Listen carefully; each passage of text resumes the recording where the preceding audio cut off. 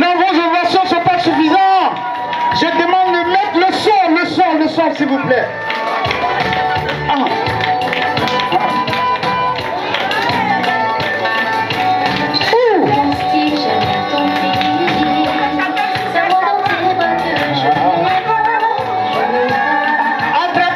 Attrapez vos femmes.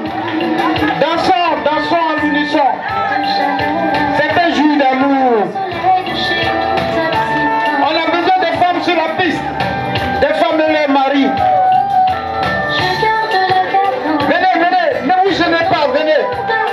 C'est un jour de fête, un jour de joie. Venez danser.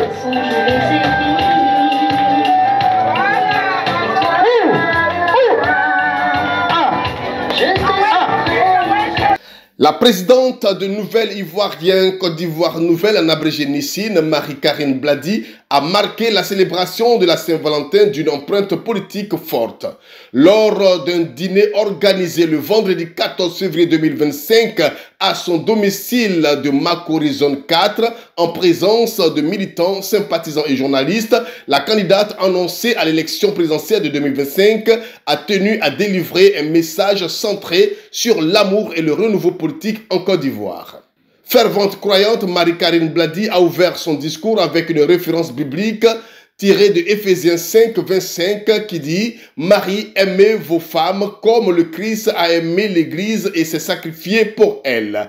Pour la présidente du Nissine, l'amour est un moteur fondamental pour le développement d'un pays qui commence tout d'abord par l'unité et la stabilité des familles. Ça commence par là. Ça commence par le bonheur de la famille. Quand monsieur et madame sont heureux, ça nous donne des enfants intelligents. Des enfants, oui, des enfants intelligents, des enfants qui sont épanouis en société, des enfants qui s'imposent dans leur communauté, parmi leurs amis. Ils ont de l'assurance. Mais comment le père et la mère peuvent être heureux quand ils n'arrivent même pas à joindre les deux bouts? Dans son message, elle a exhorté les Ivoiriens à cultiver le pardon et la réconciliation. Les guerres que nous avons, la pauvreté, la misère, toutes les souffrances que vivent les nations de ce monde ont un seul problème: le manque de pratique d'amour. Parce que si tu aimes ton voisin, tu ne lui feras pas la guerre. C'est simple. Pourquoi il y a des guerres? Parce que l'orgueil prend le dessus sur l'amour. C'est mauvais. Quand l'homme voit sa femme comme son adversaire, mais c'est pas bon même pour les enfants. Il faut que les Ivoiriens arrivent à cultiver l'amour. L'amour là, ce n'est pas pour les faibles, ce n'est pas pour les vauriens. C'est l'orgueil qui est pour les vauriens. Ceux qui prennent les âmes, qui tuent. Mais au-delà de cet appel spirituel, la candidate de Nissine a profité de cette occasion pour esquisser sa vision politique en plaçant le changement générationnel au cœur du débat électoral. L'un des moments forts de la soirée fut son appel à tourner la page des figures politiques historiques et vieillissantes. Nous devons tourner la page à ces candidats historiques et vieillissants, qui n'ont pas de projet pour la population, qui n'ont pas de vision pour la population, qui n'ont même pas de projet de développement pour la population. Et ce que Dieu même a permis, c'est qu'ils ont déjà gouverné. Donc vous avez le bilan de leur gouvernance. Vous vous attendez à quoi? Il n'y aura rien de meilleur, rien de nouveau, ne pensez pas.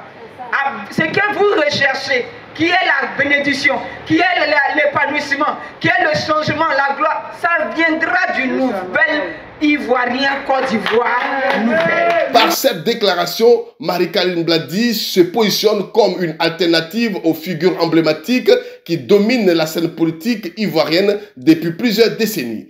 Elle prône une rupture avec les anciens schémas et une ouverture à une nouvelle génération de leaders capables d'apporter des solutions innovantes aux défis du pays. Ce message s'adresse particulièrement aux électeurs désireux de voir émerger de nouveaux visages à la tête du pays, dans un contexte où la Côte d'Ivoire se prépare pour les élections présidentielles de 2025.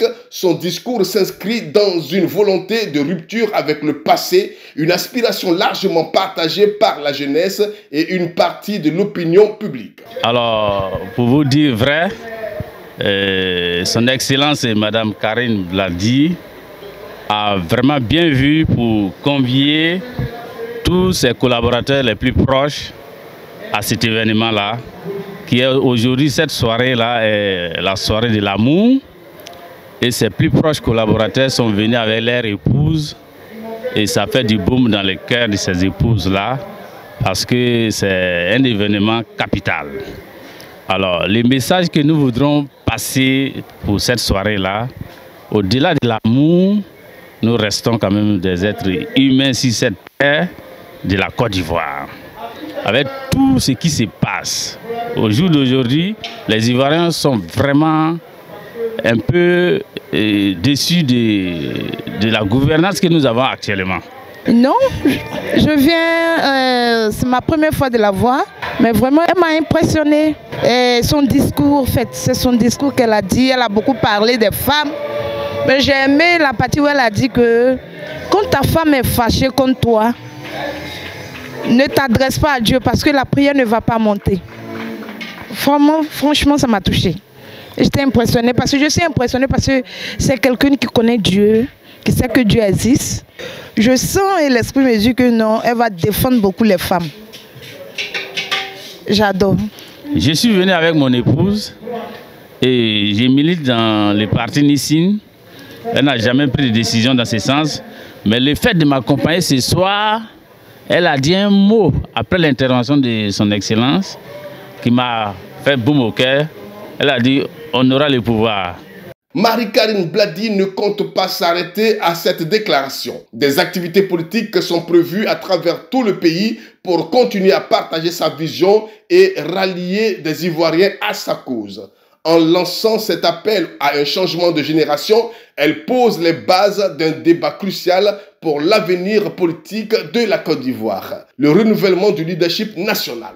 L'élection présidentielle de 2025 s'annonce donc comme un affrontement entre les anciens poids lourds de la politique ivoirienne et une nouvelle vague de candidats qui inspire à incarner l'avenir. Marie-Karine Bladi semble déterminée à en être l'une des figures de proue.